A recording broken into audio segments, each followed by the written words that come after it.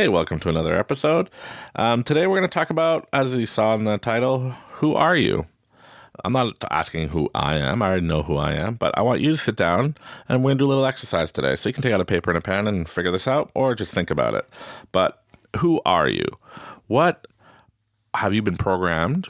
Either you realize it or you don't, or habits that you have that you notice you do. And you always say, oh, it's genetics, or I get it from my parents or whatever. Well, write down those things, like good or bad, it doesn't matter. But I want you to just figure out who you are and what program you're running. Because if you're running like I was way back when, and now it still creeps in, and I still have to change the program of being, programmed poor. I know it sounds funny. For those of you who are not, it's your first time hearing this kind of talk and stuff, but, I was literally pre-programmed to be poor, stay poor. That's all there is to it. I had friends, they're programmed to think, well, I deserve everything I want, and I deserve money, and I deserve all this stuff. I tell my parents I want it, I get it, So we have to reprogram ourselves. So like we talked about in one of the previous episodes that we talked about that book called Breaking the Habit of Being Yourself. If you did not already start listening to it, I do highly recommend it. It's on Audible. You can listen to it there. And it's called Breaking the Habit of Being Yourself by Dr. Joe Dispenza, because that's right there, life-changing. Hence the name, Life Changers. What? But I digress. But you have to just write down all the stuff that you were like. So for me, I was pre-programmed to be poor in the sense my dad would always say, no matter how hard we work, son, the poor stay poor, or I can't afford that. Language like that. You have to write down all your pre-programming and figure out, well, is this bringing me to what I want, or is it taking me away? Because, hey, we all know you are what you eat, or you are what you think. What you're putting out in the universe and what you're putting out by talking to everybody and doing all the stuff is what you're going to receive. You reap what you sow, as they say. So you got to figure out what you're doing and then where you want to be. So now on the same sheet, you can draw a line. On the other side, you can write down all the stuff that you want. So you want to be successful in business, or I want to be able to change my way to be successful with just being social, because there's people out there that would like that. Or I want to find, wealth or love or abundance, stuff like that, and track what you want and figure out, well, what kind of attitude do I need, right? So if I want to be a successful businessman, am I going to go hang out at McDonald's with, my buddies who work there or whatever? No, I want to be successful.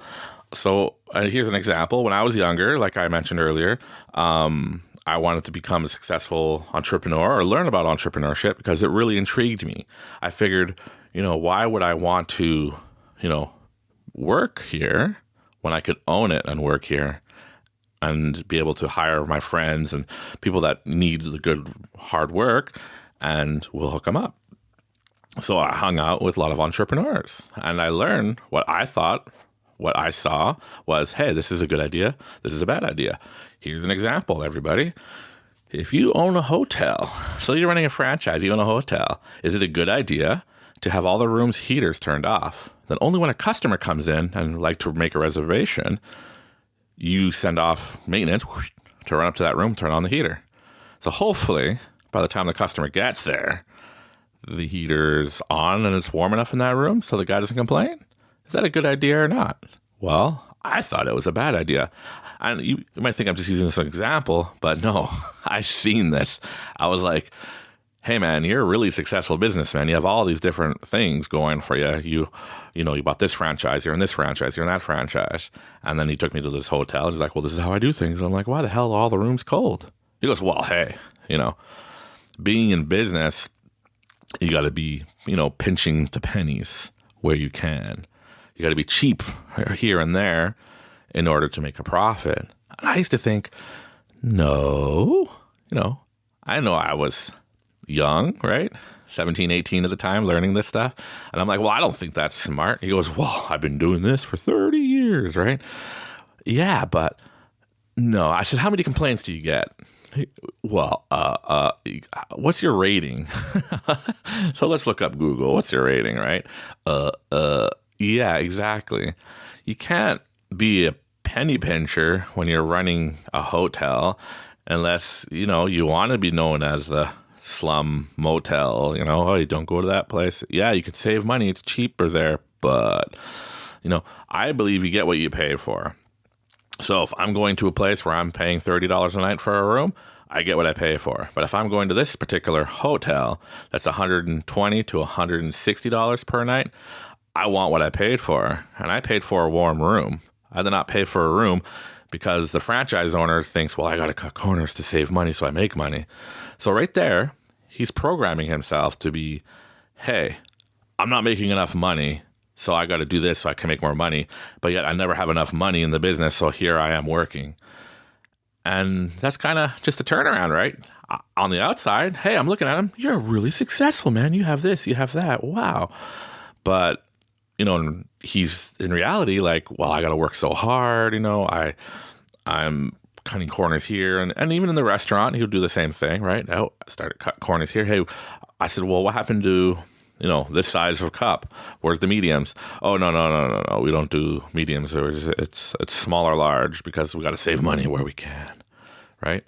And you're programming yourself by doing that, saying, I'll never be truly successful because I have to cut corners to make money because all the franchises I own, the franchise owners are making money like the franchise companies are, right? Like the McDonald's or the Tim Hortons or Starbucks or Dunkin' Donuts for our American friends. I like Dunkin' Donuts. Get some munchkins. What? But it's just saying like, yeah, you put out there that you're not going to be successful. You're not going to be successful. It's that simple. Like people are so much complicating their lives thinking, okay, I got this, Mike. So what we're going to do is I'm going to make my vision board of what I want, right? I know I talk a lot about business because that's my experience. But, whatever it is you want, right? You want a brand new house. You want a new car. You can test it out. Test it, man. Try this law of attraction thing if you haven't done it already. But if you put out there any doubt, right? So you might have a successful business. And I've been through the same thing. Hey, over 20 years, I've been running my own companies and I've learned a lot. And I see where what I sabotage myself. So you put your vision boards together and you do all this stuff. But the moment you think any doubt or, well, I achieved what I needed to achieve. I'm out, here I am, let's do this. But in order to make more money, I got to do this and cut this and do that. Well, now you put in the universe, you're not making enough money. So what do you think you're going to attract? No more money, less customers. I know it sounds crazy for some of the people that don't already experience this, but I'm telling you, if you put out in the universe that I need this, I got to do this, I need it.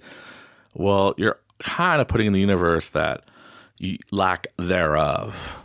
So as much as you need money or you need the love of your life to come or you need this new house or this new car or this new job, I need it. If I don't get it, well, you're putting lack thereof. So just change it. Change it from lack to positive. Like, I've got it, right? So how many times have people looked for work and you're looking, you're like, I need the job. And you're out there putting out your applications or CVs or just out there handing out your application to everybody. And you're like, I need it so bad. That it feels like nobody's calling you. But the moment you took a job, you put out in the universe, well, I don't need a job no more. I got my abundance. I got my job. I don't need it. Well, now all these other jobs are coming your way because now you're putting out in the universe that I have jobs, plenty of jobs coming to me. I could choose my jobs now that you have a job because now you're not worrying so much about, I need this, I need that so bad. So it's easy as that. I know it sounds crazy, but I'm sure if you experienced it, people that experienced it, same thing, right? You're looking for a girlfriend or a boyfriend and you're out there like, I'm looking so hard. I need this.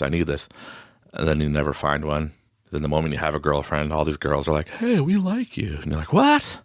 I have a girlfriend now. Or a boyfriend or whatever you're looking for. But hey, I'm already with somebody. Well, we all like you now. It's like, why do you think that is?